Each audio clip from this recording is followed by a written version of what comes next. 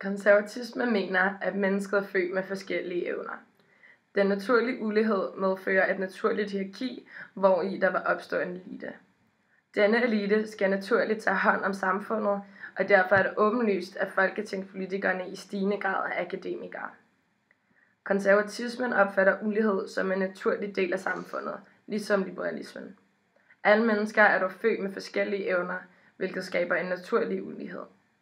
Denne ulighed og forskellighed afspejler vores position og funktion i samfundet, hvilket betyder, at ulighed ikke er et resultat af personlige prioriteringer, men nærmere et resultat af individuel forskellighed.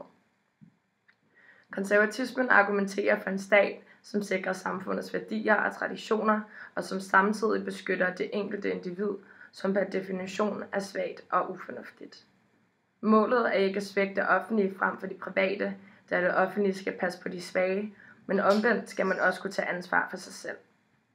Derfor skal udgifter til private sundhedsforsikringer kunne trækkes fra i skat, da det åbner vejen til frihed omkring personlige beslutninger. Konservatismen er i høj grad overbevist om, at kulturelle værdier som sprog, traditioner, normer og familien er kernen i samfundet. Gennem disse værdier bliver menneskets særinteresser pakket ind, hvilket er nødvendigt for, at samfundet kan fungere optimalt, i det samfundet opfattes som en stor organisme, som har brug for erfaringer og viden til at træffe beslutninger fremadrettet.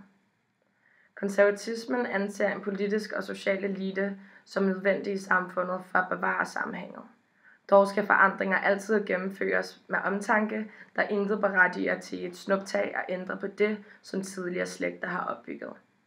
At kunne tage ansvar for sig selv og derigennem vælge frit er centralt for hvert individ og samfund, hvorved at kampen for mere demokrati er ensbetydende med en kamp for retten til at vælge frit. High five!